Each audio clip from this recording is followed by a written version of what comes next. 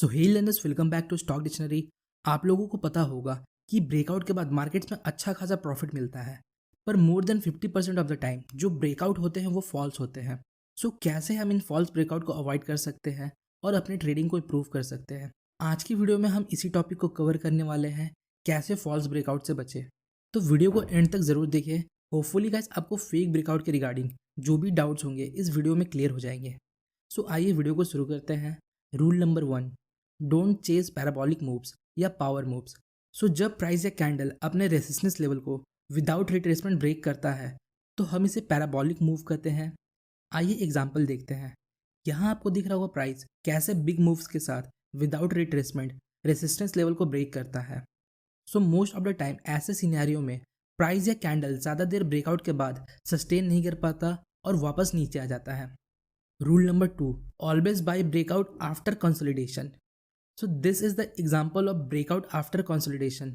सो यहाँ आपको दिख रहा होगा प्राइस या कैंडल नीचे से ऊपर आता है पर डायरेक्ट रेजिस्टेंस लेवल को ब्रेक नहीं करता।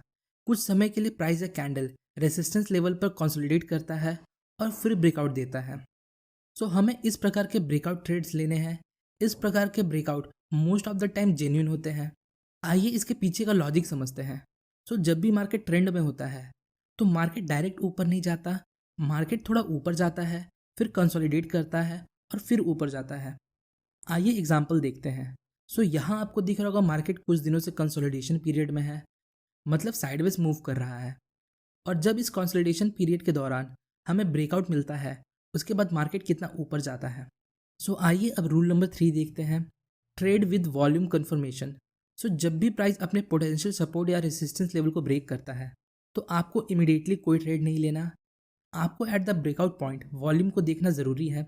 आपको देखना है जो ब्रेकआउट हुआ क्या उस समय वॉल्यूम हाई था। अगर ब्रेकआउट के समय वॉल्यूम हाई था तो ये हमारे लिए कन्फर्मेशन का काम करती है। सिंपली आपको देखना है जिस कैंडल में ब्रेकआउट हुआ उस कैंडल का वॉल्यूम पिछले 10 कैंडल से ज़्यादा होना चाहिए। Rule number 5, always wait for the price closing above और बिलो सपोर्ट या रेसिस्टेंस लेवल। आइए एग्जाम्पल की हेल्प से समझते हैं। लेट सपोज ये हमारा रेसिस्टेंस लेवल है और इस पॉइंट पे एक ग्रीन कैंडल है जिसका अपर वीक रेसिस्टेंस लेवल को ब्रेक करता है। तो क्या ये एक ब्रेकआउट है? नहीं, ये ब्रेकआउट नहीं है, क्योंकि ग्रीन कैंडल का क्लोजिंग प्राइस कैंडल का अपर बॉडी होता है, ना कि विक।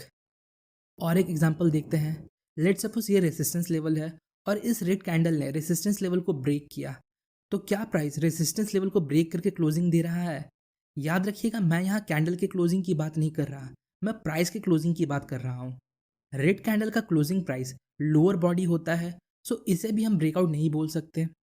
सो आइए अब ब्रेकआउट देखते हैं। सो जब किसी ग्रीन कैंडल की बॉडी रेसिस्टेंस लेवल को ब्रेक करके क्लोजिंग देती है तो ये ब्रेकआउट होता है, क्योंकि ग्रीन कैंडल का क्लोजिंग प्राइस ऊपर होता है। इसका मतलब प्राइस ने रेसिस्टेंस लेवल को ब्रेक करके क्लोजिंग दिया।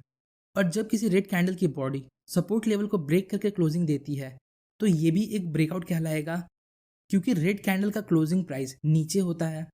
सो याद रखिएगा, रेसिस्टेंस ब्रेकआउट के लिए ग्रीन कैंडल के बॉडी का रेसिस्टेंस लेवल को ब्रेक करना ज़रूरी है और सपोर्ट लेवल ब्रेकआउट के लिए रेड कैंडल के बॉडी को सपोर्ट लेवल को ब्रेक करके क्लोजिंग देना ज़रूरी है। Rule number 5, trade after retracement. So जब प्राइस या कैंडल अपने रेसिस्टेंस लेवल को पैराबॉलिक मूव्स के साथ ब्रेक करती है तो यहाँ आपको कोई ट्रेड नहीं लेना होता। आपको पता ही होगा जब रेसिस्टेंस ब्रेक होता है तब वो सपोर्ट बन जाता है। पॉसिबिलिटी है प्राइस थोड़ा ऊपर जाने के बाद वापस इस लेवल पर रिट्रेस करेगा। सो जब प्राइस इस लेवल पर आकर वापस ऊपर जाए और अपने प्रीवियस हाई को ब्रेक कर दे तो आप यहाँ ट्रेड ले सकते हैं। सो अगर आप ये रूल्स फॉलो करते हो तो आपको ब्रेकआउट ट्रेड्स में अच्छा खासा रिजल्ट देखने को मिलेगा।